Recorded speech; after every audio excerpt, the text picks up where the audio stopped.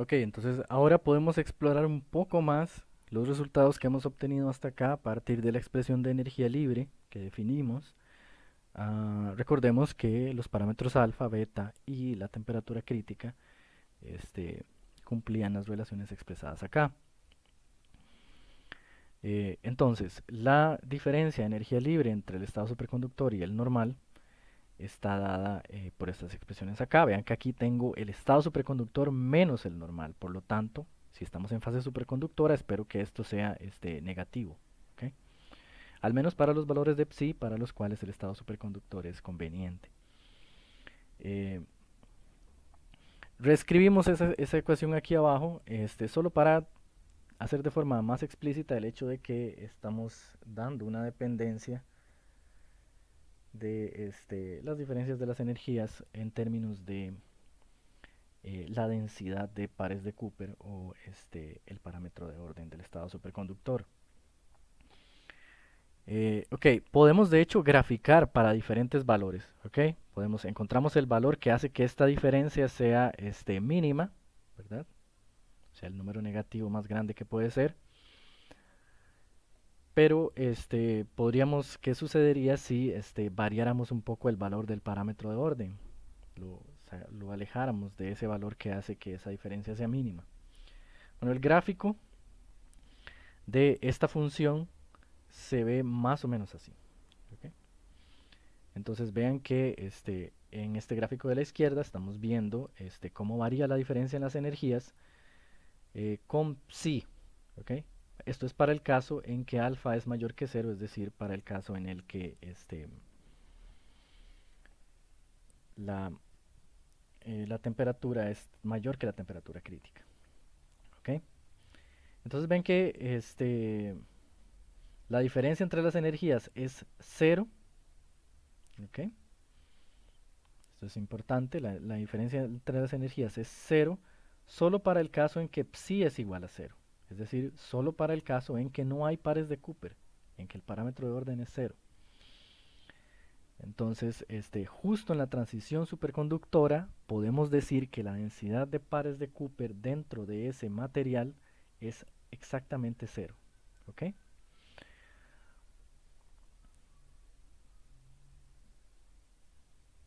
Y de hecho, para cualquier temperatura arriba de Tc, esto se sigue cumpliendo, ¿verdad? Las energías solo son iguales si psi es igual a cero. Lo podemos ver de acá, ¿verdad? Si esto es positivo y esto es positivo, la única forma de que toda esta expresión de cero es que psi sea igual a cero. Ok, ahora por debajo de la temperatura crítica tenemos que la función es básicamente la suma de una curva cóncava hacia arriba eh, de orden 4, una potencia de orden 4, y una curva cuadrática cóncava hacia abajo, porque recordemos que debajo de la temperatura crítica alfa es negativo. ¿Ok? Entonces el resultado lo podemos ver acá, de hecho cualitativamente podemos entender que esto es la resta de una curva de orden 4 con una curva cuadrática con cavidades opuestas y como encontramos había un valor psi infinito que hacía mínimo este, esa diferencia entre esas funciones, ¿verdad? De hecho, esta curva de acá se conoce como el potencial de sombrero mexicano, que es un nombre que le pusieron en Estados Unidos. Es muy importante, ¿verdad? No solo aparece aquí en la teoría de Ginzburg-Landau, sino que aparece, de hecho, en el modelo estándar en física de partículas y es el potencial, uno de los potenciales importantes para caracterizar el bosón de Higgs. Ok, entonces este potencial de acá, esta curva, que es el potencial de sombrero mexicano, se dice de sombrero mexicano porque si ustedes imaginan girando esta curva a través de este eje de rotación, se forma una superficie que parece más o menos un sombrero mexicano. ¿Ok? Vean que de hecho en esta curva hay varias características interesantes. Por ejemplo, el valor de psi 0 es un punto de equilibrio no estable, ¿verdad? Entonces, si el parámetro de orden es 0, el número de pares de Cooper es 0 dentro del superconductor, inmediatamente, al darse estas condiciones de energía, eh, el estado va a intentar, con cualquier perturbación, pasar a valores de psi determinados por eh, la derivación que hicimos anteriormente, ¿verdad? A los valores mínimos, ¿ok? Entonces, psi va a aumentar hasta acá, ¿ok? Espontáneamente. Ok, ahora, recordemos que también en esta curva, el coeficiente alfa depende de la temperatura, ¿verdad? Y de hecho habíamos encontrado que los mínimos de esta curva, que serían estos dos valles de acá, estaban dados por la relación menos alfa entre beta, ¿verdad? Y eso básicamente, si usamos la expresión explícita de alfa, nos da que el valor de psi, que causa los mínimos en la energía libre, es más o menos la raíz de alfa sub 0, 1 menos t, sobre beta sub 0. ¿Ok? Vean que el argumento de esta raíz va disminuyendo conforme t aumenta. ¿Ok? Conforme t aumenta, entonces los valores de psi que hacen que la energía libre sea mínima se van acercando cada vez más a cero. ¿Okay? Eso lo podemos ver en este gráfico. En este gráfico podemos ver que aquí los valores de psi que causan el mínimo están más lejos de cero que por ejemplo acá. ¿Okay? Entonces esta otra curva corresponde a un valor de temperatura un poco mayor que la primera, la grande. ¿Okay? Entonces vemos que en la grande la temperatura es 0.8 veces la temperatura crítica y en la pequeña la temperatura es 0.9 veces la temperatura crítica. Por supuesto que si T es igual a Tc, todo esto se hace cero, ¿okay? Y el único extremo que hay en nuestra curva de energía, que de hecho ahora va a ser un mínimo, va a corresponder a psi igual a cero, es decir, la destrucción del estado superconductor. ¿Okay? Entonces, de nuevo, por debajo de la temperatura crítica vamos a tener valores de psi diferentes de cero que causan un mínimo de energía. Conforme la temperatura aumenta, esos valores de psi se van acercando a cero hasta que en la temperatura crítica son exactamente cero. La energía mínima solo se da cuando no haya ya pares de Cooper. ¿Ok? Entonces, todas estas son características muy importantes de la ecuación y el planteamiento de Ginzburg-Landau para el caso simple de concentrarnos en regiones superconductoras en las que no hay campo ni hay corrientes ni gradientes del parámetro de orden. Es decir, el parámetro de orden tiene un valor constante en esas regiones. Por lo tanto, podemos encontrar todos estos resultados para la densidad de energía libre ahí. Ok. Recuerden también que habíamos visto que los extremos de la energía libre estaban dados por ya sea psi igual a 0 o psi igual a más o menos la raíz que vimos anteriormente. Ok, vean que eso se puede ver exactamente en esta curva. Okay. Se puede ver como uno de los extremos, el primer extremo que aparece acá, que es psi igual a 0, es en realidad un máximo local, mientras que los otros dos extremos que determinamos derivando son mínimos absolutos, ¿okay? De la curva. Ok, entonces, solo para recapitular lo que hemos hecho hasta ahora, teníamos que el parámetro de orden nos dice cómo se distribuye la superconductividad dentro del material. Puede depender de la posición, es decir, puede haber regiones con más o menos superconductividad. Eh, y lo que determina cuál es esa función de la posición del parámetro de orden es la energía libre. ¿Okay? Cuando la energía libre es menor, tiene su menor valor posible, entonces tenemos la configuración más probable del parámetro de orden. Básicamente lo que hicimos fue tomar una muestra superconductora representada por este eh, rectángulo celeste. Podía haber campo, no importa. ¿Ok? Y la teoría en lo que consiste es en preguntarse, por ejemplo, si tuviéramos una configuración más o menos de este tipo de superconductividad, es decir, unas regiones con superconductividad y otras regiones sin superconductividad, parámetro de orden diferente de 0 y parámetro de orden 0, tendríamos algún valor para la energía libre. ¿Ok? Y podríamos testar, ¿verdad? Probar otras configuraciones y encontrar siempre los valores de la energía libre. Ahora, lo que hasta ahora estamos comenzando a ver es que la distribución más favorable en términos de energía sería más o menos una como esta, ¿verdad? Vamos a tener en el centro del material un valor constante del parámetro de orden y conforme nos acercamos a los bordes el parámetro de orden comienza a variar. ¿Ok? Entonces, si la función del parámetro de orden tiene esta forma, ¿verdad? Una forma más o menos así, lo que comenzamos a ver ahora, ¿verdad? Al menos nos fijamos en la región central, que tenía un valor máximo del parámetro de orden y constante. Esta configuración debería ser la que dé mínima, ¿ok? O sea, debería ser menor que las otras configuraciones que representamos esquemáticamente. Que eso es lo que sabemos hasta ahora. Sabemos también, ¿verdad? Cuáles son los valores de psi en términos de los coeficientes de la expansión de Ginzburg-Landau que nos dan el valor mínimo de la energía libre.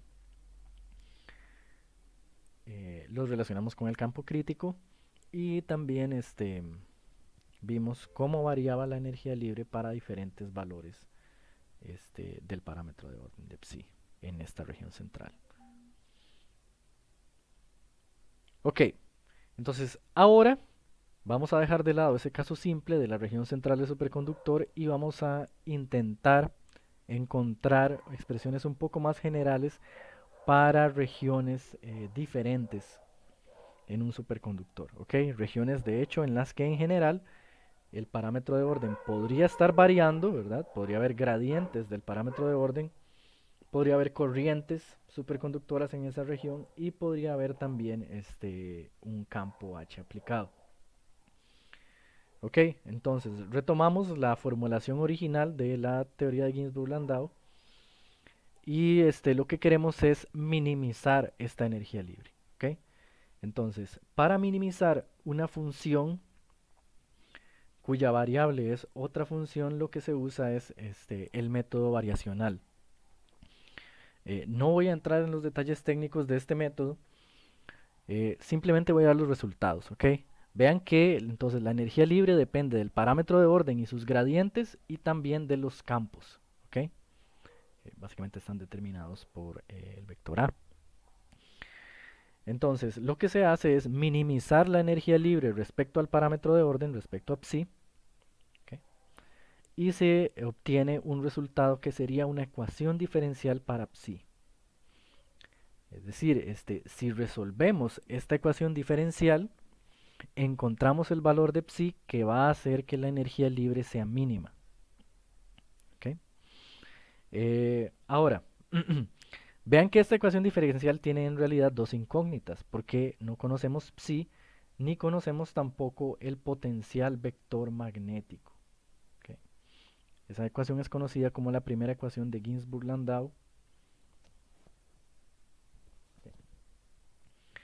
Entonces, tenemos dos funciones de la posición. De hecho, el potencial magnético es una función de la posición, es un campo vectorial, ¿verdad? Que puede variar, varía como el campo magnético varía dentro del material. Y psi. Entonces, no podemos de hecho resolver esta ecuación diferencial. Hace falta otra ecuación diferencial que la vamos a obtener minimizando de nuevo la expresión de Ginzburg-Landau para la energía libre pero ahora respecto a el vector A. ¿Ok?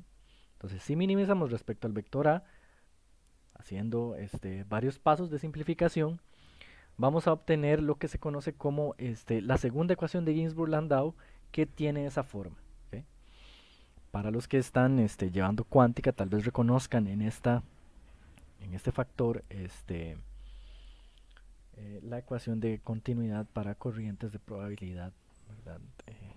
De una función de onda. Ok. Entonces, la segunda ecuación de Ginzburg-Landau tiene esta forma, ¿verdad? Y esta ecuación está ligada a la presencia de corrientes y campos magnéticos. ¿Ok? Recordemos eh, que el vector, el vector potencial vector magnético nos genera el campo magnético en cualquier punto. Ahora, esta ecuación es válida bajo asumiendo que es cierto esta expresión de acá, que se cumple esta relación que se conoce como el gauge de London o el London gauge. Ok, es totalmente válido, pero es un resultado que tiene esta particularidad. Asume que esta relación es cierta. Ok, entonces de nuevo, la primera ecuación de Ginzburg-Landau se obtenía minimizando la energía libre respecto a psi, y la segunda minimizando la energía libre respecto al vector, al potencial vector A. Okay. Ok, entonces con estos resultados vamos a investigar un caso también un poco simplificado, pero de gran interés, que es el caso de superconductividad en las regiones cercanas a la frontera del superconductor. ¿Ok? De hecho, esto ni siquiera tiene que ser un material sólido, podemos estar hablando de una región donde hay superconductividad y al otro lado ya no hay superconductividad dentro de un mismo medio. Pero en general, tal vez es útil imaginarlo como si fuera un superconductor y nos estamos fijando en el borde, ¿verdad? Entonces sabemos que bien adentro no hay gradientes del parámetro de orden, el parámetro de orden es constante, pero cuando nos acercamos a los extremos, esperamos que ya haya gradientes como habíamos visto, que la función psi caiga hasta cero y se mantenga siendo cero fuera del superconductor. ¿Ok? Ok, entonces en esta región también vamos a asumir que aún no estamos aplicando un campo magnético, es decir, queremos saber cómo varía el parámetro de orden sin que haya campos magnéticos. ¿Cuáles son los gradientes en la superconductividad antes de aplicar campo magnético? Entonces tomamos, por ejemplo, la segunda ecuación de Ginzburg-Landau y hacemos A igual a 0, recordando que si no hay campo magnético, ¿verdad? No puede haber corrientes, ¿ok? Dentro de un superconductor, en todas las regiones donde haya campo hay corriente y en todas las regiones donde haya corriente hay campo. Entonces, si hacemos A igual a 0, tenemos que hacer J igual a 0 también. De esta forma, la segunda ecuación de Ginzburg-Landau toma esta apariencia, donde podemos simplemente decir que eh, en ausencia de campos y corrientes tenemos esa igualdad. ¿Okay? Ven que esa igualdad nos dice que básicamente el conjugado complejo de psi por el gradiente de psi es igual a psi por el gradiente de su conjugado complejo. Ok, podemos recordar que habíamos dicho que la función de onda tiene esa forma. La función de onda macroscópica es un módulo multiplicado por una fase. Ahora, el módulo y la fase son funciones de la posición. ¿Ok? Entonces, podemos tomar el lado izquierdo de nuestra expresión, que es básicamente la segunda ecuación de Ginzburg-Landau en ausencia de campos y corrientes, y expandirlo de esta forma. Simplificamos un poco. Y similarmente para el lado derecho. ¿Okay? Expandimos el gradiente, tomamos la regla del producto, todo lo que sea necesario, y simplificamos. Ok, ahora, la ecuación de Ginzburg-Landau nos dice que estas dos expresiones a las que llegamos tienen que ser iguales. Ahora, si las analizamos más de cerca, nos damos cuenta que estas dos expresiones difieren en esos términos marcados con rojo. ¿Ok? Ahora, para que estos términos sean iguales, este número positivo tiene que ser igual a el mismo número cuando tiene signo negativo. ¿Ok? Eso básicamente lo que nos indica es que alguno de esos factores tiene que ser cero. Ahora, si la magnitud del parámetro de orden fuera cero, entonces estamos dando un caso trivial, básicamente. Estamos diciendo que no hay superconductividad y punto. Lo que nos interesa es, de hecho, investigar los casos en los que psi sea diferente de cero. Entonces, eso nos deja solo con la opción de que los gradientes de la fase de la función de onda sean cero. ¿Okay? Ahora, obtenido esto, a partir de la segunda ecuación, podemos combinar ese resultado con la primera ecuación de Ginzburg-Landau. Entonces, retomamos la primera ecuación de Ginzburg-Landau, recordamos que tenemos que el potencial vector es igual a cero y la reescribimos de esta forma. ¿Okay? Vean que esta ecuación incluye un laplaciano de psi, es decir, depende de la variación espacial de psi. También sabíamos que la fase superconductora, el gradiente de la fase de la función de onda es cero. ¿Okay? El gradiente de la fase de la función de onda es cero. Es decir, la fase de la función de onda no cambia en toda esta región que nos interesa. Ahora, si la fase no cambia, podemos simplemente definir la fase igual a cero en algún punto y listo. Hacemos que psi sea real. ¿Ok? De esta forma, entonces, la combinación del resultado de la segunda ecuación de Ginzburg-Landau con la primera, lo que nos está dando nada más es que esta expresión, en esta expresión, psi es una función real. ¿Okay? Ok, ahora investiguemos un poco más a fondo el significado de esta expresión con función psi real. Para eso vamos a imaginar lo siguiente. Vamos a imaginar que todo el espacio está dividido en dos regiones. En una región no hay superconductividad, el parámetro de orden es cero.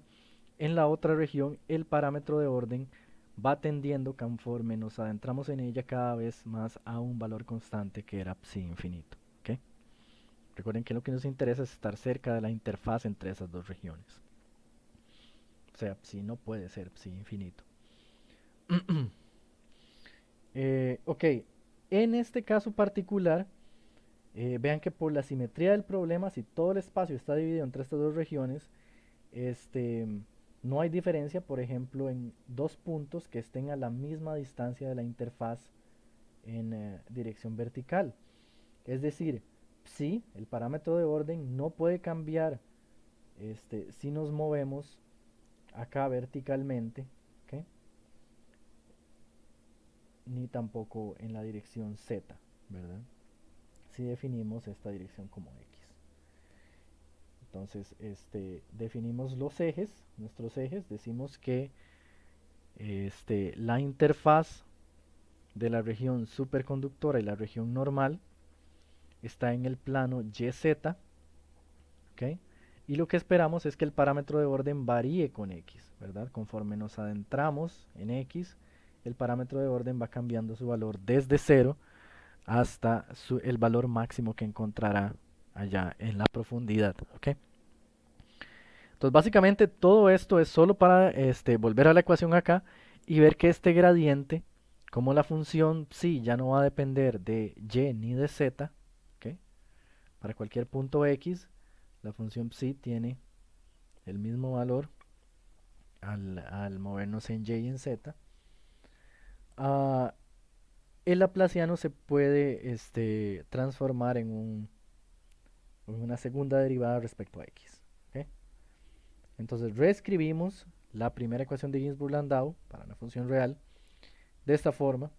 en el caso de un superconductor que se conoce como semi-infinito. Ocupa toda la mitad positiva del espacio. ¿Ok? Ok, entonces retomemos esta expresión que tenemos acá. Esta es una ecuación diferencial de segundo orden que es no lineal, ¿verdad? Tenemos un término no lineal acá, ¿ok? Los coeficientes son reales también. Y esta ecuación se conoce como la ecuación de Schrödinger no lineal. Ok, ahora, este término no lineal de hecho no es tan terrible. Podemos encontrar una forma de lidiar con él. La solución de esta ecuación diferencial está dada por esta expresión. ¿Ok? Entonces, cerca de la frontera, donde estábamos,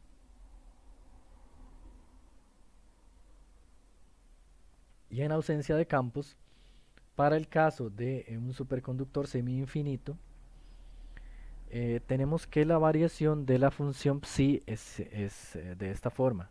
¿Ok? Donde vemos lo que nos interesa de este resultado, de hecho, es el denominador acá que divide al x. ¿Ok? Porque esto es una característica del superconductor. ¿Ok? De hecho, sí, eh, escribimos esto explícitamente tomando los mismos coeficientes que tenía la ecuación original, ¿verdad? Tenemos que este parámetro xi es igual a h barra al cuadrado sobre 2m por la norma o el valor absoluto de alfa. ¿Ok? Esto es la longitud característica de esta función, de hecho. ¿Ok? ¿Qué quiere decir eso? Que la variación, las variaciones en las que psi va desde 0 hasta la mitad de su valor máximo, tienen lugar en una región de esta longitud. ¿Ok? De hecho, esta longitud se conoce como una longitud de coherencia. Ahora, si vemos ese gráfico, entonces lo que estamos diciendo, eliminando ya el dibujo del superconductor, lo que estamos diciendo, recordemos que en la parte positiva del superconductor, en la parte negativa no lo hay, estamos diciendo que el gráfico de la función tiene esta forma, ¿ok? Recordemos que en la parte donde no hay superconductor esperamos que la función de onda psi tenga un valor 0, ¿verdad? Entonces, dentro del superconductor, la función de onda con x va a ir creciendo como la tangente hiperbólica de ese argumento de ahí. Y lo que representa xi es la distancia en que esa función alcanza la mitad de su valor máximo, más o menos. ¿Okay? Esto es la longitud característica de la variación de psi en el espacio. ¿Okay? Entonces vean que esta longitud depende de alfa y recordemos que alfa podía relacionarse con el campo crítico. ¿Okay? Entonces, y el campo crítico es una característica de cada superconductor. Entonces, para cada superconductor vamos a tener una longitud xi diferente, una longitud de hecho de coherencia. ¿Okay? Eso se conoce como la longitud de coherencia de Ginzburg-Landau. Y es una de las características fundamentales de esta teoría y una de las características fundamentales de los superconductores. Es muy importante en un superconductor saber cuánto espacio le toma al parámetro de orden en ir desde 0 hasta su valor en el interior del superconductor, que de hecho, si lo ven en la literatura, también se llama el valor bulk de psi en el superconductor. Bulk es como adentro del sólido. Ok, entonces, dos resultados importantes acabamos de obtener cerca de la frontera de un superconductor cuando no hay campos. El parámetro de orden varía de acuerdo a lo indicado por esta relación. ¿Okay? Y esta variación tiene una longitud típica que se conoce como la longitud de coherencia de Ginzburg-Landau, em, que está dada por esta expresión. ¿Ok? Entonces, para cada superconductor tenemos una longitud de coherencia diferente. Ok, ahora retomemos la segunda ecuación de Ginzburg-Landau para ver otro resultado importante que genera esta teoría. Em, entonces, si tomamos la segunda ecuación y la evaluamos en un caso general, ¿verdad? Ahora vamos a tomar un caso todavía más general que los anteriores. Este, es decir, vamos a asumir que puede haber campos y corrientes en la región en la que nos estamos concentrando. Recuerden que la presencia de campos y corrientes hace que eh, se cumpla esta expresión también, ¿verdad? Diferente de cero. Ok, entonces tomemos la segunda ecuación de Ginzburg-Landau. Recordemos que podemos expresar el gradiente de psi de esa forma, ¿verdad? Siempre en términos de su norma y su fase. ¿Ok? Y de hecho, podemos reconocer en este segundo término la forma original de la función de onda y podemos volver a condensar el término un poquito. Y tomando en cuenta que el gradiente de psi tiene esa forma, podemos de hecho integrar todos los términos de esa ecuación y llegar a este resultado. ¿Ok?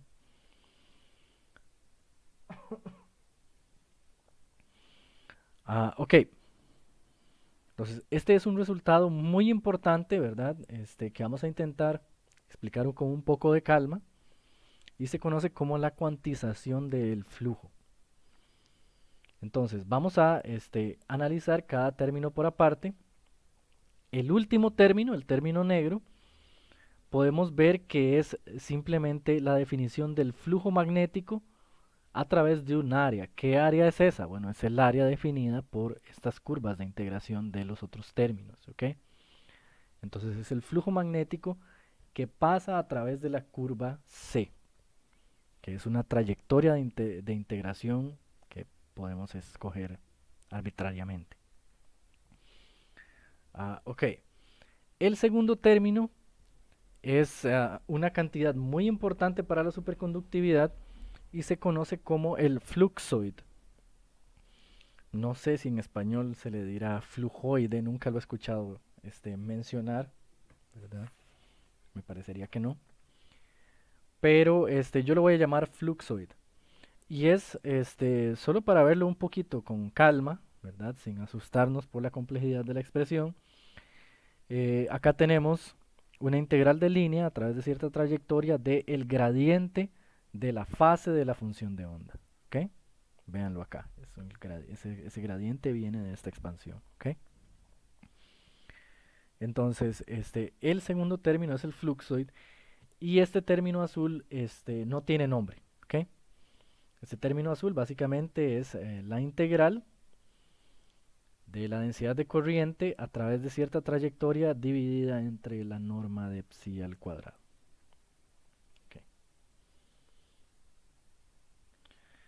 Em, Podemos despejar, de hecho, el fluxoid, que es una cantidad importante, es la cantidad que nos importa. Vamos a ver más adelante por qué. Y entonces escribir que el fluxoid es igual a esta integral de la corriente más el flujo que pasa a través de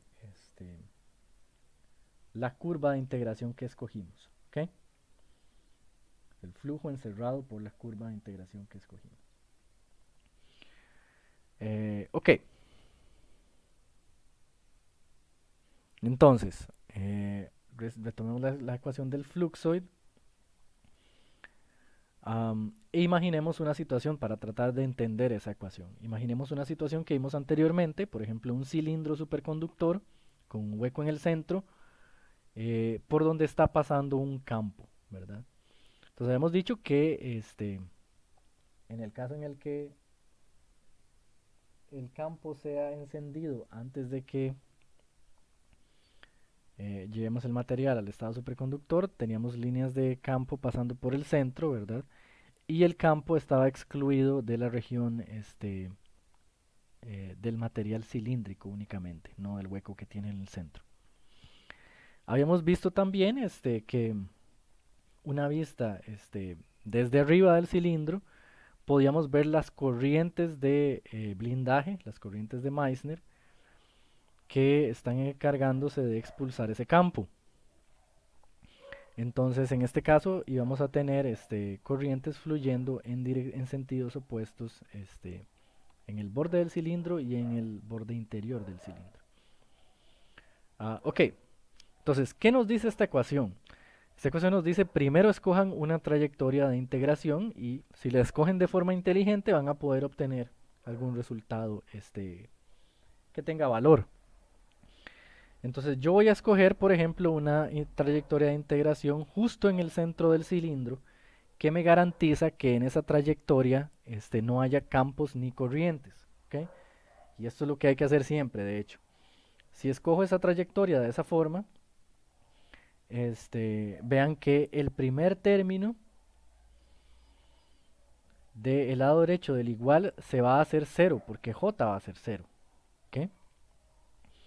Y entonces voy a tener que el fluxoid es igual al flujo. ¿Okay? Escogiendo trayectorias de esta naturaleza, tenemos que el fluxoid es igual al flujo encerrado en la trayectoria. ¿Ok? Entonces esa va a ser nuestra trayectoria de integración. Y en una trayectoria de integración de ese tipo vamos a encontrar que el flujo magnético es igual a n veces un cierto eh, valor establecido de valor fijo con unidades de flujo que se conoce como el cuanto de flujo o fluxon. ¿Ok? Ahora, ¿por qué? Habíamos dicho que el flujo es igual al fluxoid, que es esta expresión. ¿Ok? Bueno, si analizáramos esta expresión, que es algo que van a tener que hacer en la tarea, si analizáramos esta expresión, vamos a encontrar que el fluxoid es exactamente igual a n veces phi sub 0. ¿Okay? Entonces, en una trayectoria de integración como esta, el flujo que la atraviesa está cuantizado, básicamente. Eso es básicamente lo que estoy diciendo. Si escogemos una trayectoria por la que no pasen corrientes, ¿okay? El flujo magnético encerrado por ella siempre va a ser un número entero de veces el cuanto de flujo o fluxon. ¿Okay? Ahora, el cuanto de flujo, a partir de esta expresión, se define como HC entre la carga del par de Cooper o simplemente HC entre 2E. Vean que es una cantidad que está construida a partir de constantes fundamentales. ¿Okay? La constante de Planck, la velocidad de la luz y la carga del electrón. ¿Ok? Entonces, esto es un fluxon y toda trayectoria por la que no pasen corrientes dentro de un superconductor siempre encierra un número entero de fluxons. ¿Ok? Que podría ser 0, por ejemplo, si no hay campo. ¿Okay? Entonces aquí n es un número entero, ¿verdad? Que por supuesto puede incluir el 0. Entonces la situación que estamos diciendo, solo para ilustrarla un poco más, es que si por ejemplo tenemos un superconductor y con un hueco y aplicamos un campo de forma que el campo va decayendo conforme nos vamos adentrando en el superconductor, es decir, va siendo expulsado por corrientes. Y entonces queremos saber cuál es el flujo, escogemos un área que abarque absolutamente todo el campo, ¿verdad? Y por ende todas las corrientes estén dentro de esa área. Y queremos saber cuál es el flujo a través de esa área, ¿ok? Bueno, pues los resultados lo que nos están diciendo es que el flujo en esa área va a ser n veces phi sub 0, ¿ok? Entonces vean que esto es un resultado totalmente general, lo obtuvimos a partir de la segunda ecuación de Ginzburg-Landau para el caso en que pueda haber campos, puede haber gradientes, solo haciendo una pequeña expansión del gradiente de psi. ¿Ok? Es un resultado muy importante, ¿verdad? Dentro de un superconductor, el flujo está cuantizado, básicamente. ¿Ok? Ok, usemos todo esto en esta situación. Vamos a imaginar de nuevo un superconductor semi-infinito, donde aquí estoy representando la dirección del eje Z. ¿Ok? Entonces, voy a ser un poco más explícito porque ahora voy a considerar un campo aplicado. ¿Ok? Entonces, yo lo que quiero es tener un campo aplicado que en las regiones en donde no haya superconductor sea constante. ¿Ok? Yo voy a aplicar un campo constante de este lado, tengo superconductor aquí y quiero ver qué pasa de nuevo en la interfaz. ¿Ok? Recuerden que hemos explorado la interfaz pero sin campos. Ok, entonces un campo aplicado lo voy a aplicar en la dirección z positiva. Y esto solo es cierto para x negativo, es decir, este campo solo es constante de este lado. De este lado lo que yo quiero es que, o lo que yo espero, es que el campo decaiga, ¿verdad? Por el efecto Meissner hasta cero. Ok, el potencial vector que define este campo es básicamente donde el término A es necesario para que las condiciones de frontera se satisfagan, ¿verdad? Es decir, si yo tengo un campo aplicado B aquí y el campo varía dentro del superconductor, yo tengo que en la interfaz, eh, por las propiedades de la componente longitudinal del campo magnético en una interfaz, en la interfaz los campos tienen que ser iguales, ¿ok? Es decir, el campo comienza la interfaz con su valor de campo aplicado B0 y comienza a decaer conforme nos adentramos en X. Entonces el potencial vector tiene esta forma y vamos a tomar de nuevo la ecuación del fluxoide, que es básicamente planteamiento, un replanteamiento de la segunda ecuación de Ginzburg-Landau.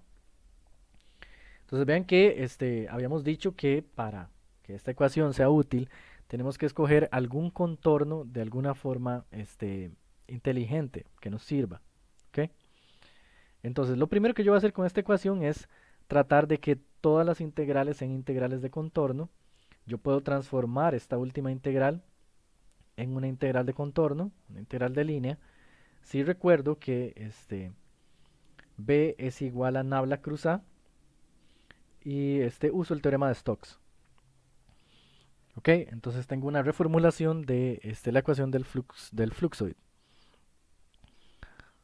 Ok, entonces voy a recordar las características del campo aquí arriba y de hecho voy a agregar el hecho de que la integral del fluxoid en una curva cerrada, el fluxoid es igual a n veces algún valor, ¿verdad? Un cuanto de flujo.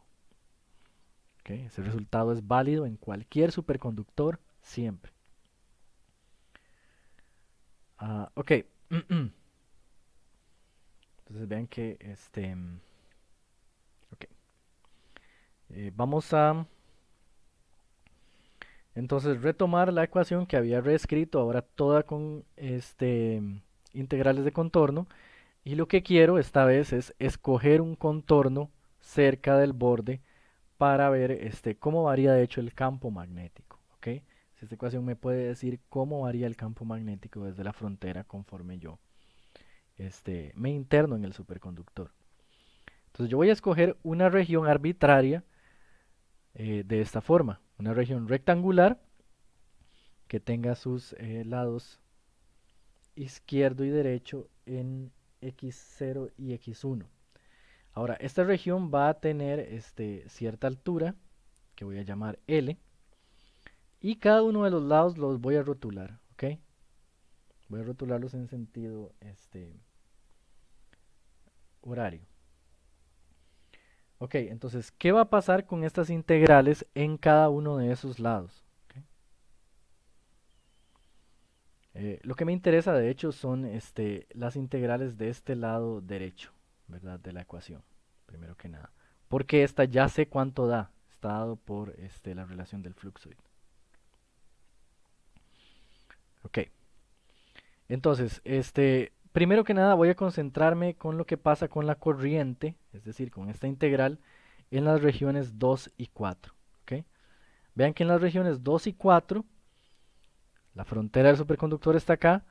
Para que haya corriente, yo necesito que venga carga entrando desde afuera, ¿cierto? O haya carga saliendo hacia afuera del superconductor. O sea, yo no espero que eso pase, ¿verdad? La carga no puede venir de, por ejemplo, el vacío. Este,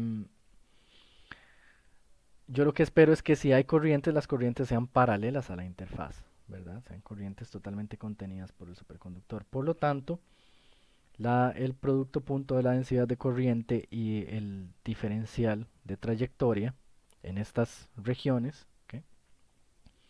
Es cero. Ok, ahora, ¿qué pasa en la región 1? En la región 1, habíamos dicho que en el caso de un superconductor semi-infinito, las funciones no tienen por qué cambiar ni con variaciones en y ni en x, ¿verdad? Por la simetría del problema. Es decir, si la corriente tiene cierto valor acá, también tiene que tener ese mismo valor acá, tiene que tener ese mismo valor acá, tiene que tener ese mismo valor acá. Ahora, en otro lado es diferente. Acá la corriente puede tener un valor diferente que acá, porque nos estamos moviendo en x, ¿ok? Son diferentes puntos x. Pero para un x determinado, diferentes valores de y no hacen cambiar la corriente, ni diferentes valores de z. Entonces tenemos que la corriente, de hecho, que esperamos que sea paralela a la interfaz, va a generar que este producto punto simplemente sea el valor de la corriente por el valor de el diferencial de longitud. ¿Ok? Y finalmente en 3, como 3 es arbitrario, podemos asumir que estiramos este rectángulo bien en el interior del superconductor y estamos en una región en que no hay corriente ya. ¿Ok? Entonces, recuerden que esperamos que en la frontera haya corrientes, pero conforme nos adentramos ya no haya corrientes ni campos. Entonces, básicamente en 3 definimos que la corriente es cero. En las regiones 2 y 4, recordamos ahora lo que habíamos dicho sobre el potencial vector. El potencial vector está en la dirección J. Entonces, en las regiones 2 y 4, el potencial vector es perpendicular a dl, por lo tanto su producto punto es cero. En la región 1, vamos a tener que son paralelos a y dl y por lo tanto tenemos ADL nuevamente. Y en la región 3, de nuevo, podemos colocarla en una región donde no haya corrientes ni campos. Ok, entonces, tomando eso en consideración y tomando también el hecho de que ni el parámetro de orden ni las corrientes o campos pueden variar cuando yo me muevo en esta dirección, solo pueden variar cuando me muevo en X, yo puedo resolver todas las integrales y escribirlas de esta forma. ¿Ok? De nuevo, el lado izquierdo de la ecuación lo estoy escribiendo como n phi sub 0 debido a la relación del fluxo, a la cuantización del flujo. Ok, entonces tengo esa ecuación. Ahora vean que yo no le di ningún valor a L. L es un valor completamente arbitrario. Eh, y para un dado valor de x sub 0, ¿okay? Un valor fijo, yo puedo hacer L variar como yo quiera y este factor no va a cambiar, ¿ok? Este factor no va a cambiar, lo único que va a cambiar va a ser el factor L. Ahora, como el campo el flujo está cuantizado, ¿ok? Si yo varío acá una fracción de un fluxo, el valor de L, ¿verdad? Eh, este lado debería variar una fracción de un fluxo. Lo que pasa es que está prohibido eso, ¿verdad? Este lado solo puede ser números enteros de un fluxo. Es decir, si varío L lo necesario para que este lado varíe en la fracción de un fluxo, la igualdad no sería posible mantenerla, ¿ok? Excepto si todo factor fuera cero, ¿verdad? Es decir, la única forma de que esto se cumpla, siendo el flujo cuantizado, es que el número n sea cero, ¿ok? Y por lo tanto este factor debería ser cero. Entonces, recuerden, escogimos una cierta trayectoria de integración y usamos la cuantización del fluxo para darnos cuenta de que lo que hay aquí adentro tiene que ser igual a cero. Si eso es así, entonces yo puedo decir que en el punto X la corriente está relacionada con el potencial vector por esta expresión de acá, ¿verdad? Vean que esto es, de hecho, el parámetro de orden en x sub 0. Ahora, como esta trayectoria fue escogida de forma totalmente arbitraria, la posición de x sub 0 puede ser, de hecho, cualquier posición, ¿ok? Entonces, básicamente, esto es nada más una función de la variable x.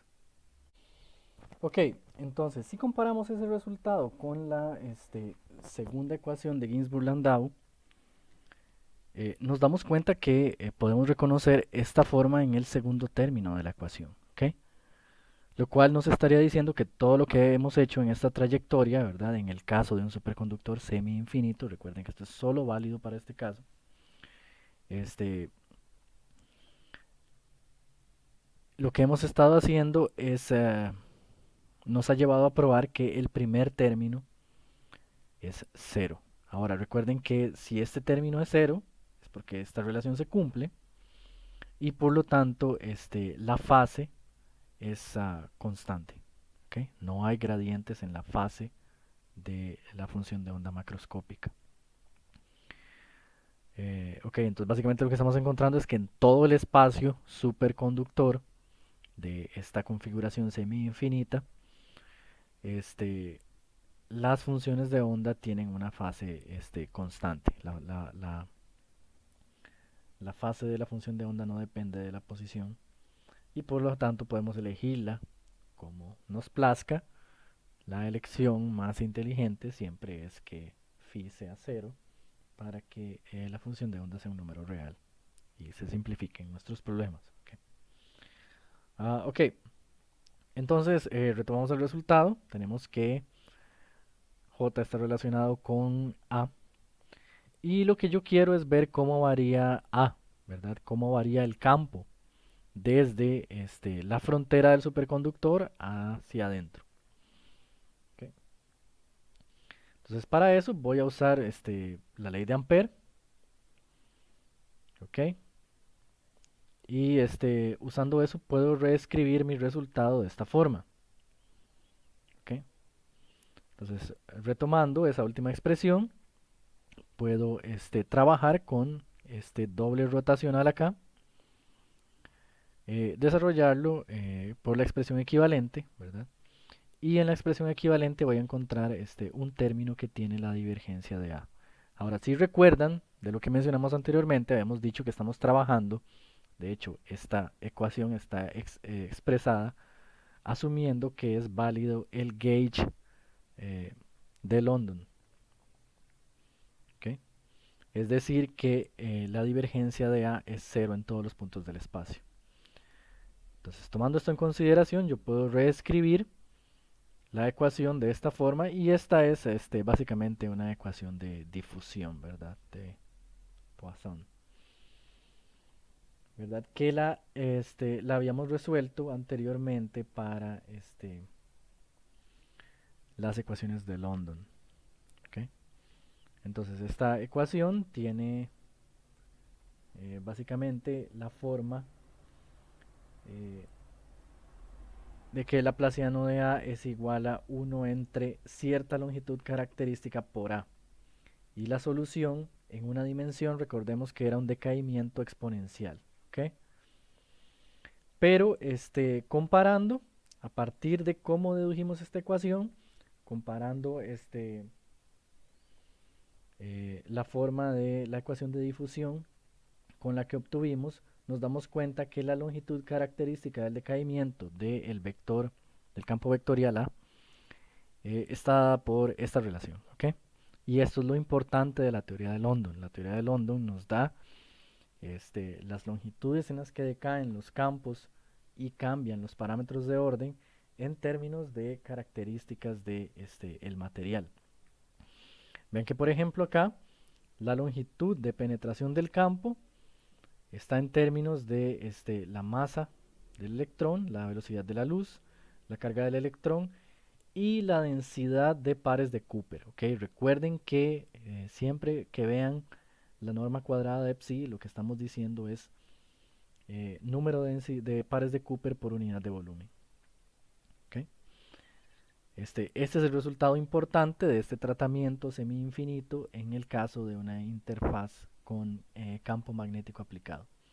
Entonces vean que hemos visto el interior del superconductor, la interfaz del superconductor sin campo, de ahí sacamos la longitud de coherencia, y ahora con la interfaz del superconductor con campo logramos determinar cuál es la longitud de penetración de London lambda. ¿Ok? Entonces tenemos de la teoría de Ginzburg-Landau eh, las siguientes relaciones para determinar longitudes características del estado superconductor. Estas longitudes son muy importantes, ¿verdad? Nos dicen en cuánto espacio dentro del superconductor el campo cae hasta cero y en cuánto espacio desde afuera del superconductor la densidad de pares de Cooper alcanza su valor máximo. ¿Okay?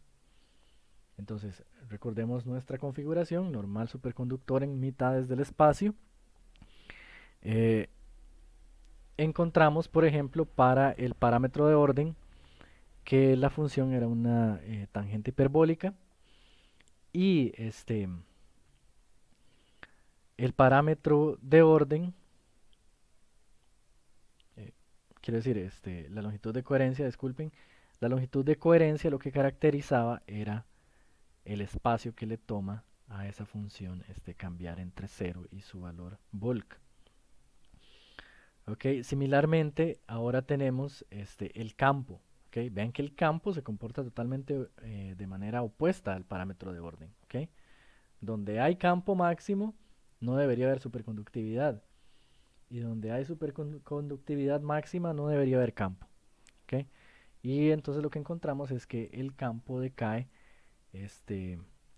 en un espacio de lambda f. Ese subíndice f es efectivo. Entonces la longitud de penetración de Ginzburg-Landau efectiva nos da el espacio en el que el campo decae hasta cero. Ok, entonces de eso se ha tratado todo lo que hemos hecho hasta ahora. Ok, hemos encontrado, básicamente lo que hemos estado es jugando con las diferentes posibilidades de curvas en esta interfaz, en estas interfaces, eh, para encontrar cuál es la configuración de estas curvas que minimiza la energía libre. ¿Okay? Entonces, básicamente, las variaciones espaciales del campo y de psi se adaptan a los requerimientos del planteamiento de energía libre de Ginzburg-Landau. ¿Okay? Y hemos estado cambiando estas curvas en nuestro tratamiento hasta encontrar las que den la menor energía posible. ¿Okay? Entonces, esa va a ser la configuración más estable del superconductor. Eh, Especialmente si nos fijamos en sus interfaces. Y va a ser la configuración que vamos a esperar encontrar. De estas dos longitudes características que hemos encontrado, podemos combinarlas para escribir lo que se conoce como el parámetro de Ginzburg-Landau. ¿Ok? Se representa con la letra kappa y es el cociente entre lambda y xi. ¿Ok? Y ese cociente nos va a decir más o menos esto, ¿verdad? ¿Cómo cambia esto, verdad? Lambda perfectamente podría, o sea, el campo perfectamente podría caer mucho más rápido de lo que el parámetro de orden sube, o viceversa, podría caer más lento de lo que le toma al parámetro de orden subir, que es la situación que está ilustrada acá. Entonces, para esa situación tenemos que el valor de kappa es mayor que 1.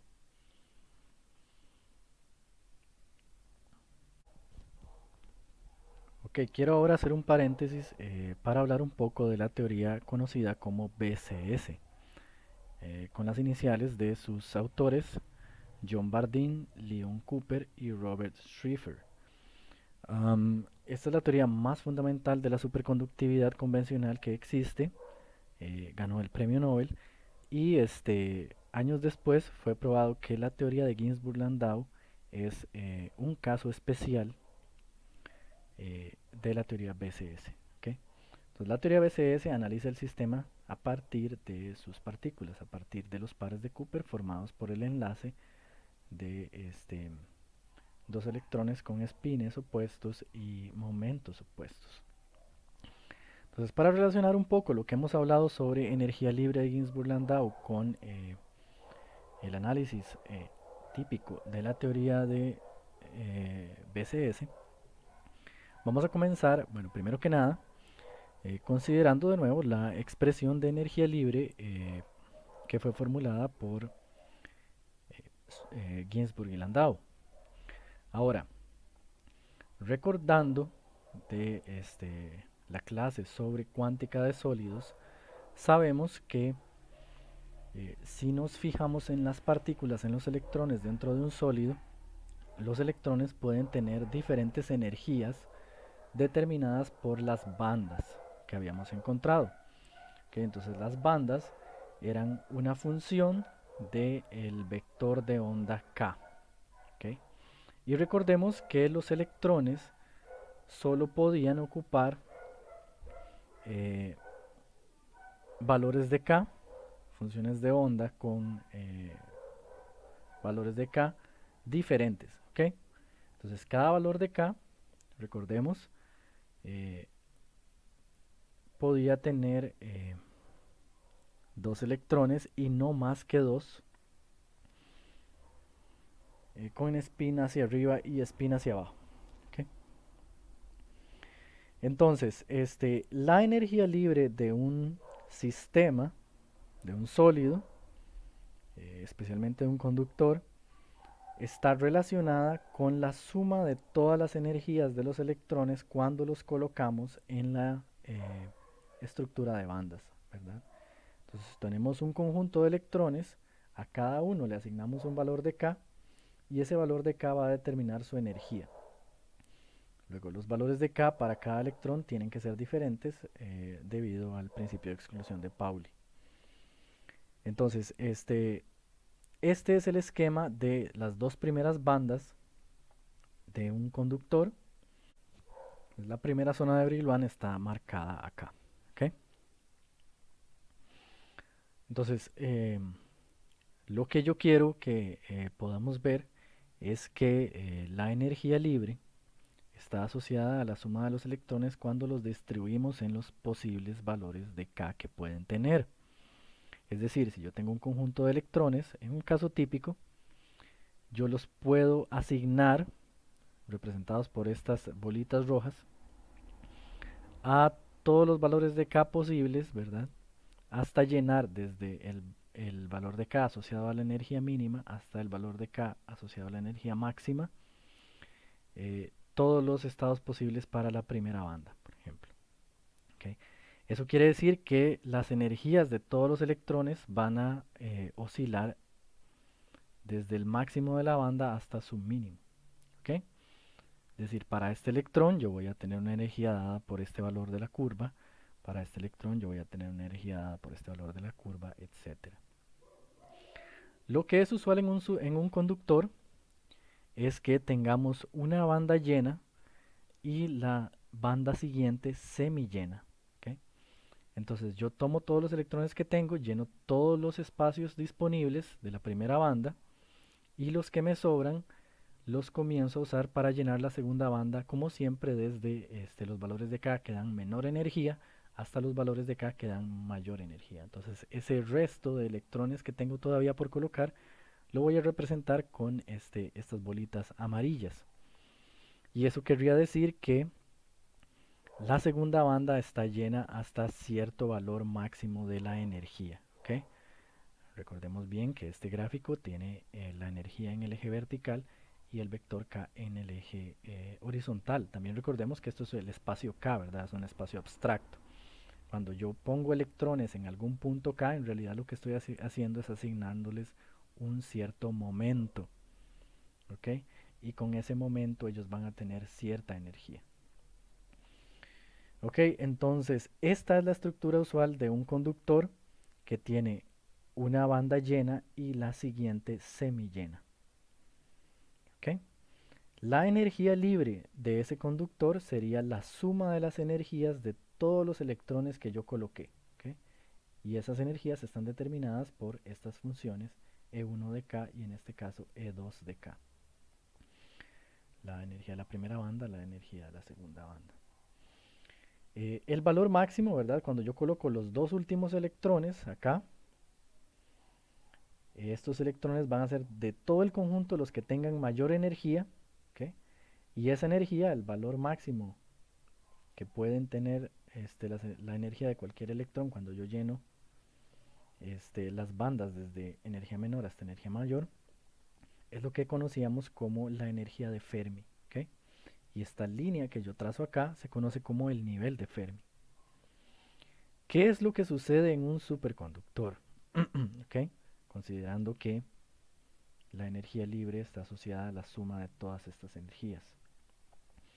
Bueno, en un superconductor, cuando el material se condensa a superconductor, hay una modificación en la estructura de bandas. ¿Okay? El estado superconductor crea estados de energía que no existían antes, donde se pueden colocar electrones. Y algunos de esos estados tienen energía menor que la energía de los electrones en esta configuración. Vamos a intentar ver eso gráficamente. Cuando el material pasa al estado superconductor, la modificación que tiene lugar en las bandas tiene lugar cerca de la energía de Fermi. Es decir, lo que se va a modificar va a ser esta banda de arriba, mientras que esta permanece inalterada. Okay. Sabemos también que lo que queremos, lo que buscamos es explicar a partir de las bandas el hecho de que la energía libre del estado normal, que sería es mayor que la energía libre del estado superconductor en esta cantidad. Ok, entonces cuando las condiciones, es decir, la temperatura es adecuada para que el estado superconductor tenga lugar, la banda de arriba se modifica de la forma representada acá. Ok, donde estos segmentos donde estaban estos electrones de acá, los electrones correspondientes, desaparecen, ¿verdad? Y lo que aparece acá es una nueva función de energía, E de K, con energías más bajas. ¿Ok? Asimismo, las energías de la parte superior de la banda que no estaban ocupadas también son elevadas por encima de la energía de Fermi. Entonces, ¿qué pasa con estos electrones de acá? Bueno, estos electrones de acá ahora pueden ocupar este nivel, ¿verdad? Tienen la posibilidad de ocupar los valores de K correspondientes a este nivel de energía. Eso se vería más o menos así. ¿Okay? Entonces, todos esos electrones que ya no pueden ocupar estas partes de la banda, ahora se pueden distribuir en esta región con estos valores de K.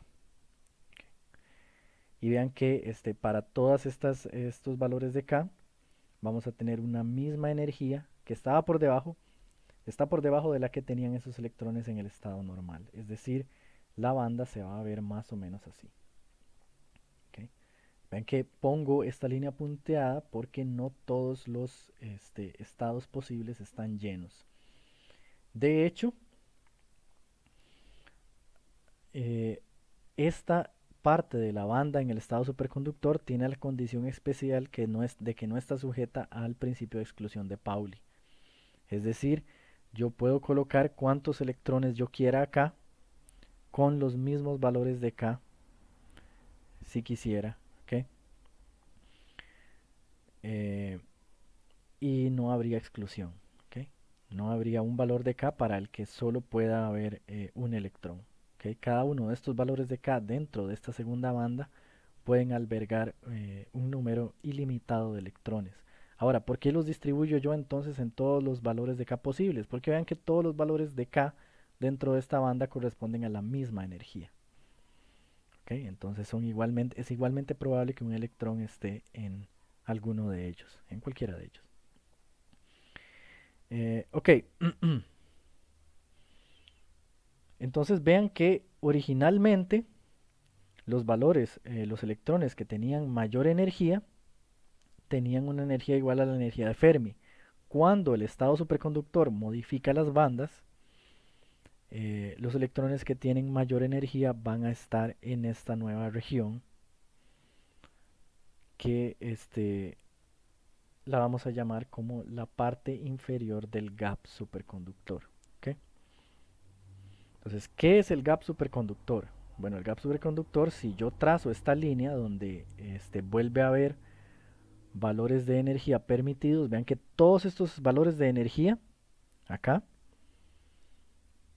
ahora son prohibidos. ¿Okay? No puede haber electrones con estas energías. ¿Okay? Vean que la curva EF no existe en esta región. ¿Okay? Esta región entonces de energías prohibidas que se crea en el estado superconductor es conocida como el gap superconductor. ¿Ok? Y el gap superconductor está centrado en la energía de Fermi. Es decir, vamos a tener un cierto delta que nos va a dar la energía, la diferencia de energía entre el nuevo estado, entre la nueva banda, que ahora están ocupando los electrones, con el nivel de Fermi que había originalmente. Entonces vean que todos los electrones como máximo están disminuyendo su energía en una cantidad delta. La banda completa, de hecho, tiene un ancho en energía de 2 delta. El símbolo delta que yo dibujo acá tiene unidades de energía. ¿Okay? Se conoce como la energía del gap superconductor.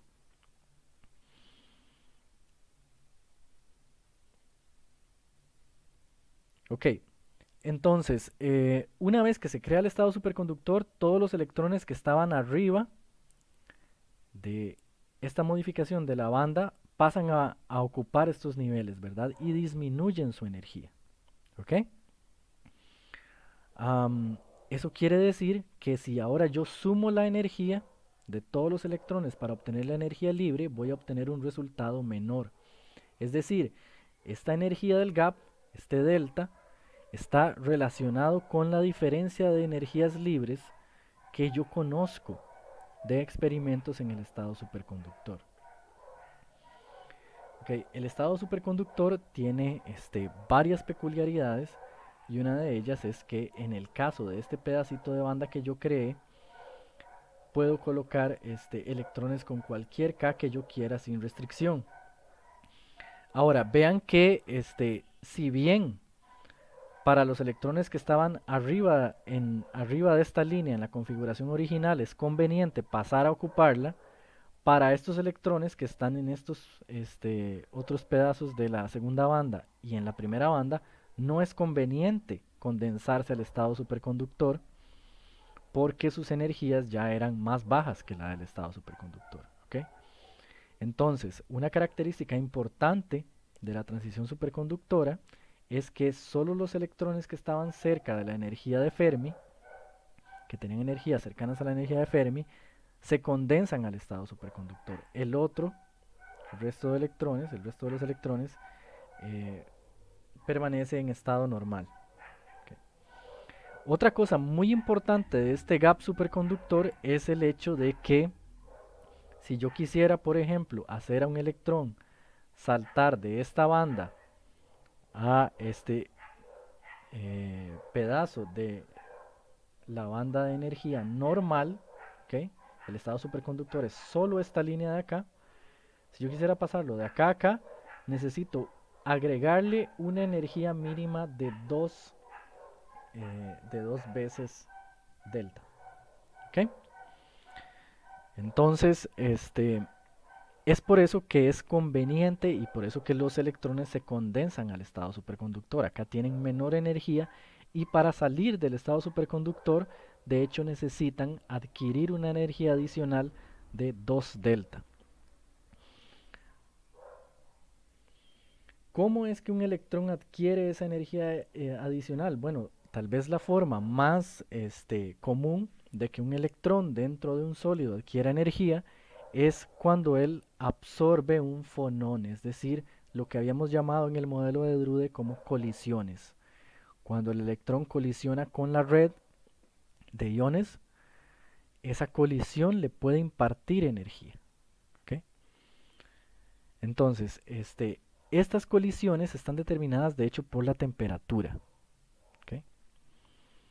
Entonces, la energía promedio que se gana en una colisión o de forma un poco más precisa en la absorción de lo que se conoce como un fonón, que es una vibración de la red, es del orden de la constante de Boltzmann por la temperatura. ¿Okay? Entonces, el estado superconductor es conveniente cuando la temperatura no es suficiente para que la energía de las colisiones logren hacer pasar a un electrón desde la región superconductora de la banda a la región normal de la banda. ¿Okay? Es decir, este, eh, estos electrones que están acá solo pueden salir del estado superconductor si la temperatura es tal que se cumple esta relación. De hecho, a partir de ese gap superconductor podemos determinar la temperatura crítica. ¿Okay? La temperatura crítica es simplemente obtenida despejando esta ecuación. Cuando la energía térmica de las colisiones es igual a la energía del gap, entonces la temperatura es lo que llamamos la temperatura crítica y estos electrones comienzan a salir del estado superconductor y hacerse electrones normales. ¿Okay? Y vean que todo esto está relacionado con la diferencia de energía que nosotros observamos en la teoría BCS. Entonces, las diferencias de energía del estado normal y el estado superconductor en realidad vienen de la creación de un gap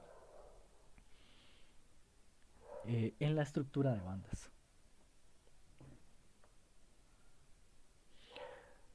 Ok, una vez considerado ese pequeño paréntesis, solo porque quería aprovechar el hecho de que estamos hablando mucho de energía libre, entonces, ¿qué hay detrás de esa energía libre? Bueno, esto que estamos viendo.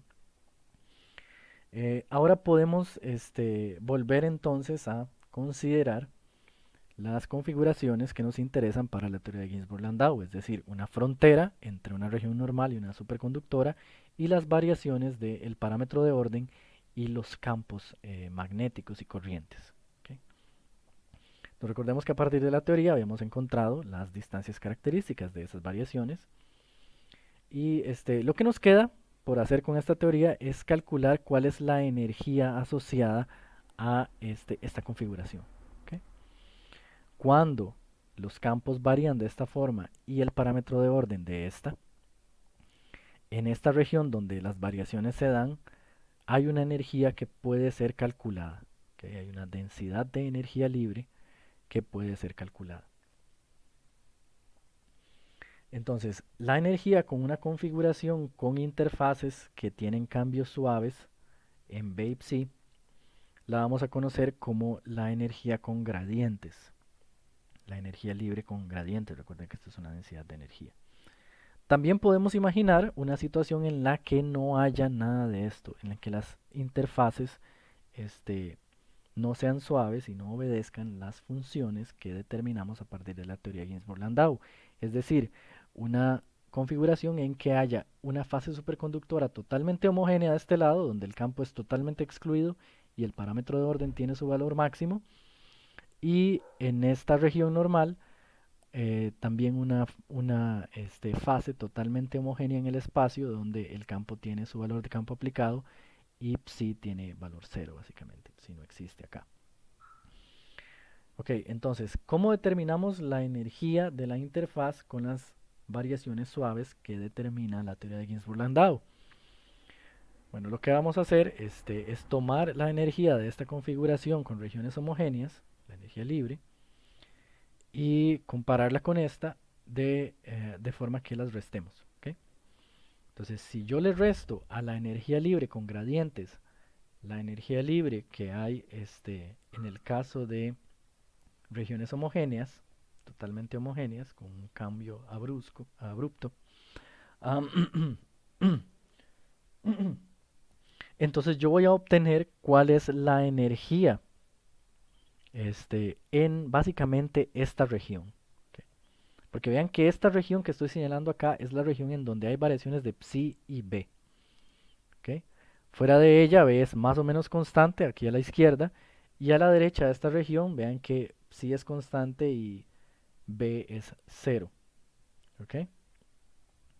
Es decir, si elimináramos esta región obtendríamos el esquema homogéneo que vimos anteriormente, este de acá.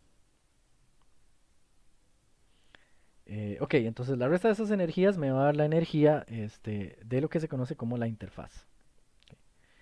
Entonces, yo puedo de hecho calcular, esto es densidad de energía, energía por unidad de volumen, yo puedo calcular la densidad de energía por unidad de área de la interfaz.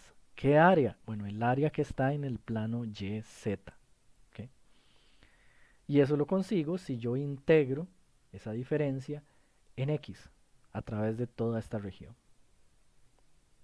¿Ok?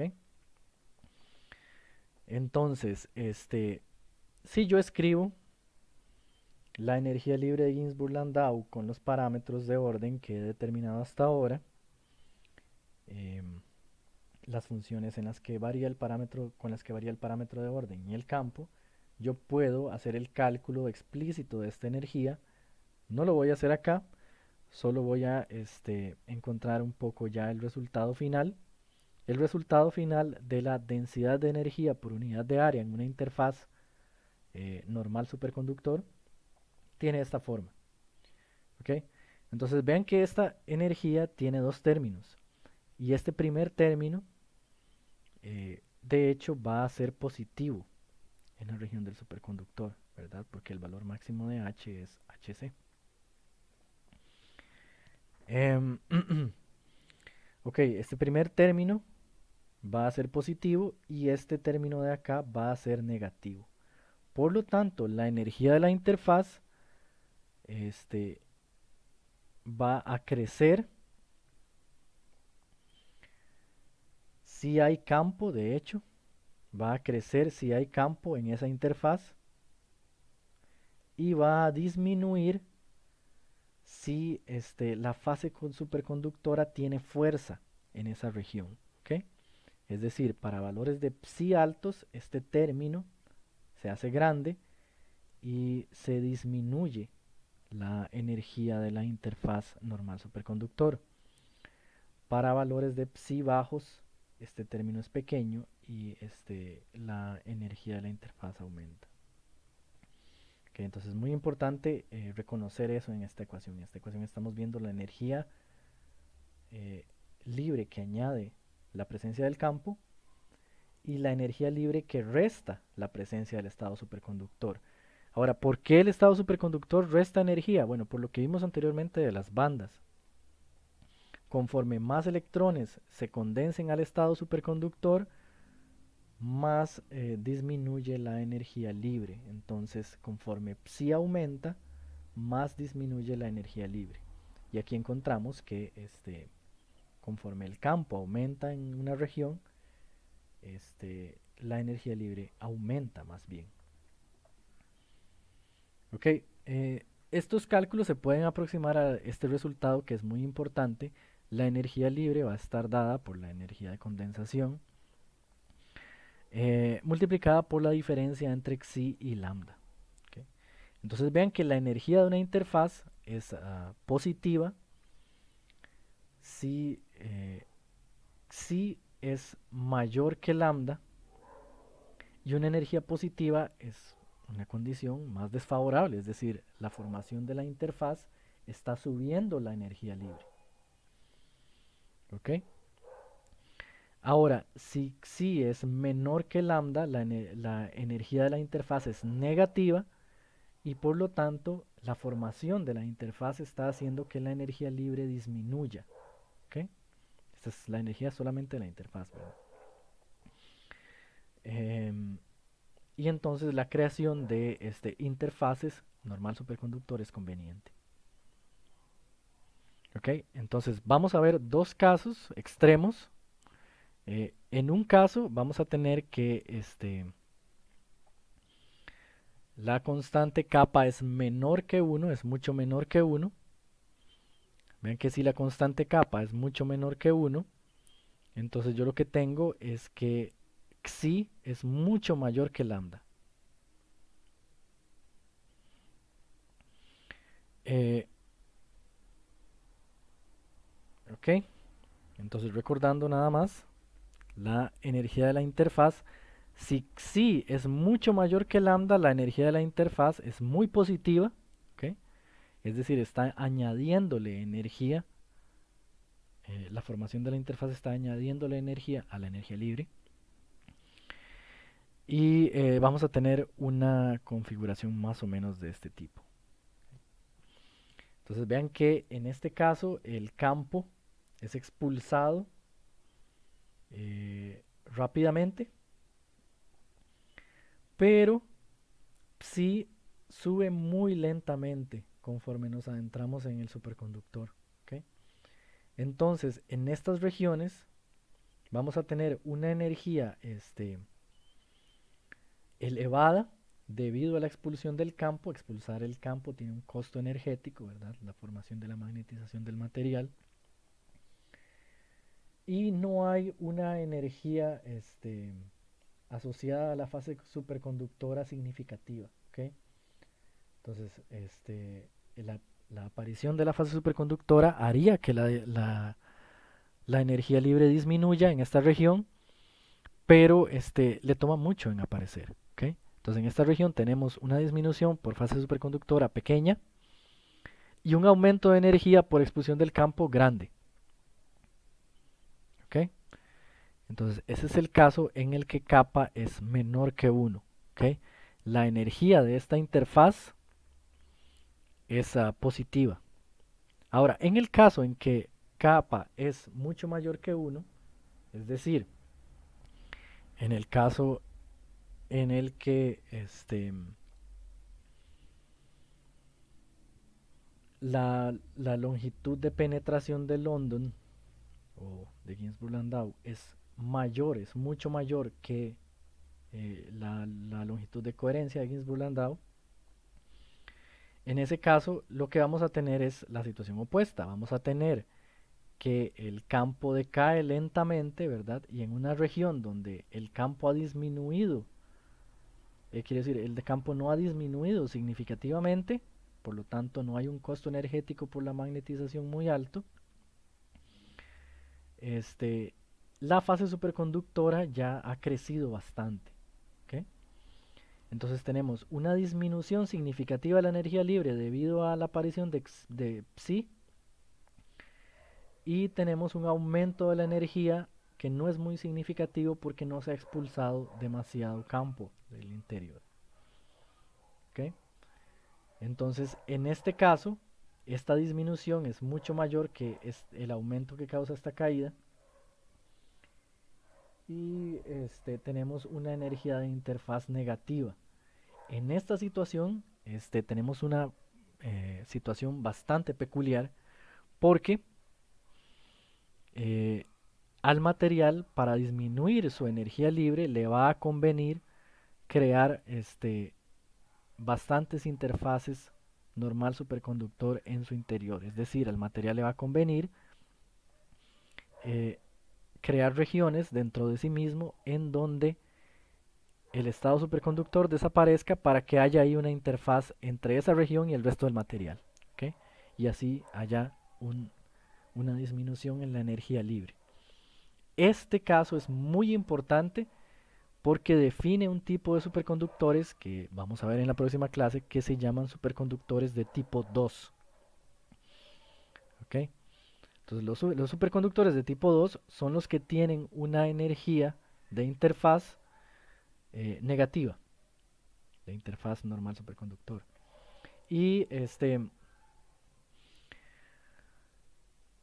eso simplemente está determinado por el coeficiente de Ginzburg-Landau kappa, ¿verdad? Cuando kappa es mucho mayor que 1, el superconductor es de tipo 2 y le conviene crear interfaces.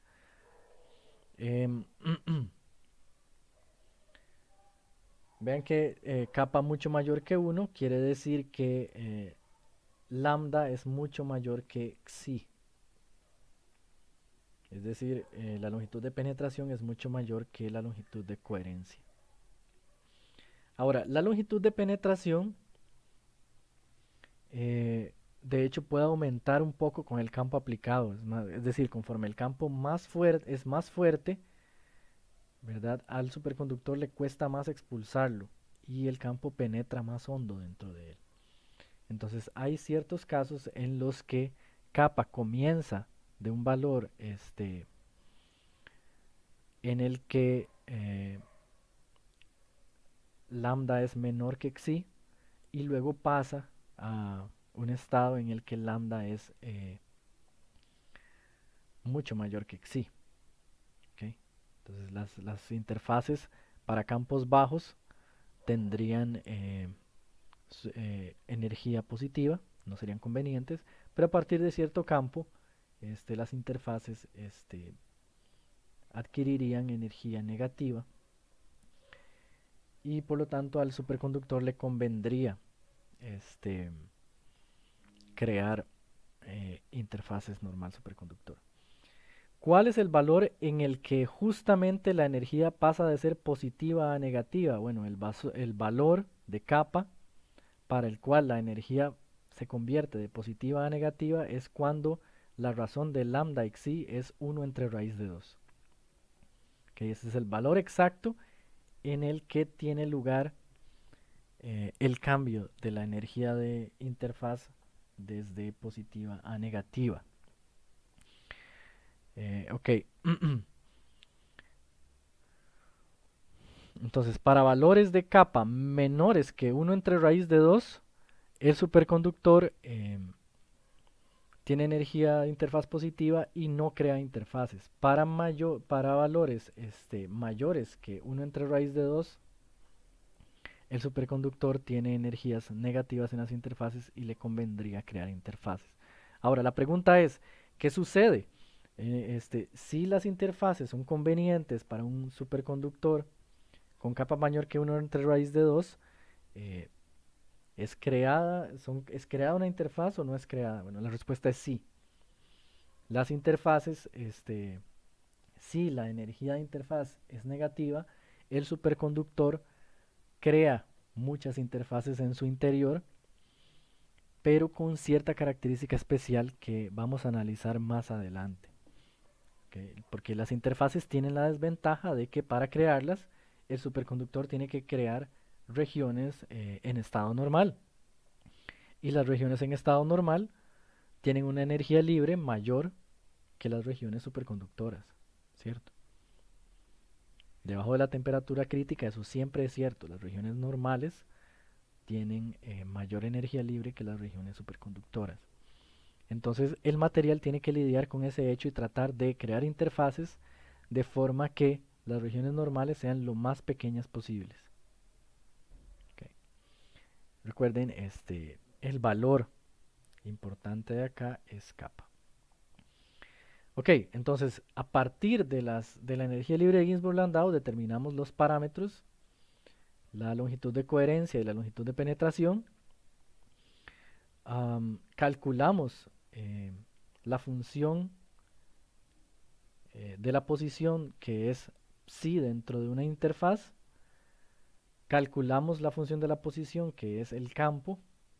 En el caso de nuestro análisis fue el potencial vector a lo largo de la interfaz, y calculamos la energía del estado superconductor en una interfaz, es decir, en una región en que a un lado tenemos estado normal y a otro lado tenemos estado superconductor. ¿Okay? Vean que al determinar nosotros la longitud de penetración de campo magnético, de hecho estamos obteniendo un resultado que habíamos visto anteriormente con la teoría de London. Es decir, la teoría de London se puede derivar a partir de la teoría de Ginzburg-Landau. La teoría de Ginzburg-Landau es más fundamental y se basa en el principio de que al conjunto de electrones superconductores se les puede asociar una función de onda macroscópica, y esa función de onda macroscópica determina el valor de la energía libre. ¿Okay? Entonces, solo para terminar, quiero devolverme un poquito a esta parte. ¿Ok? Recuerden que yo les dije que todos los electrones en estado superconductor pueden estar acá y pueden tener cualquier valor de K. ¿Ok? Es decir, lo que les estoy diciendo con esto es que la función de onda de todos estos electrones es la misma. ¿Ok? Tiene la misma energía, tiene el mismo autovalor, es la misma. ¿Sí? Mientras tanto, recordemos que para el resto de las bandas de un conductor normal, cada función de onda para cada K es diferente, tienen diferentes valores de energía. ¿Ok? Esta función de onda que comparten todos estos electrones de acá es nuestra función de onda macroscópica de la teoría de Ginzburg-Landau. En la próxima clase vamos a discutir toda la física detrás de los superconductores de tipo 2, estos que crean interfaces con energía negativa.